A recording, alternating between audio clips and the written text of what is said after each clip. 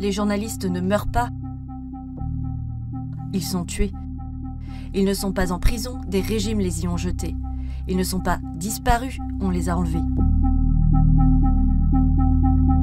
Bien sûr, la protection des journalistes et leur formation ont connu des progrès et les actions de RSF portent leurs fruits pour limiter les menaces qui pèsent sur les reporters ou obtenir leur libération. Mais cette année encore, le bilan RSF dit le lourd prix humain que paye le journalisme. Prédateurs de la liberté de la presse, pouvoirs répressifs, groupes armés, ceux qui s'en prennent à l'information fiable et à leurs auteurs sont très nombreux.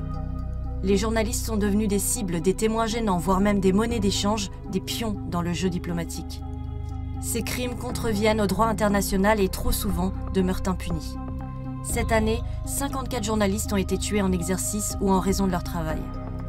Un tiers de ces journalistes tués ont péri sous les bombes des forces armées israéliennes et Gaza est devenue la région la plus dangereuse au monde pour les journalistes.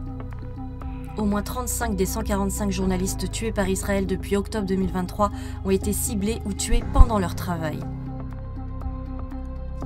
Même en dehors des théâtres de guerre, le journalisme n'est pas épargné.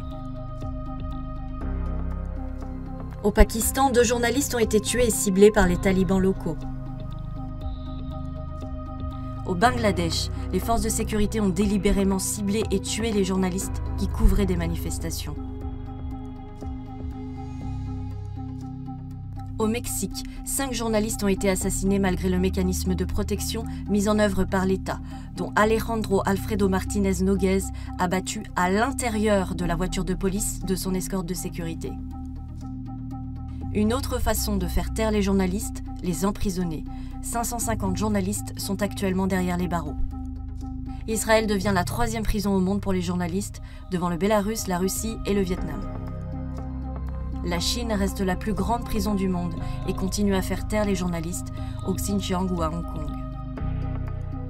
L'hostilité envers les journalistes ne s'arrête pas là. RSF dénombre 55 journalistes otages dans le monde ainsi que 95 journalistes disparus.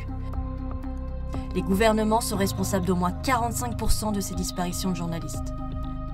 Ne cédons pas au fatalisme, les choses peuvent se passer autrement. Nous devons faire bouger les lignes, nous rappeler, nous citoyens, que c'est pour nous informer, que les journalistes meurent. Nous devons exiger que tous les responsables de ces meurtres rendent des comptes. Protéger ceux qui nous informent, c'est protéger la vérité.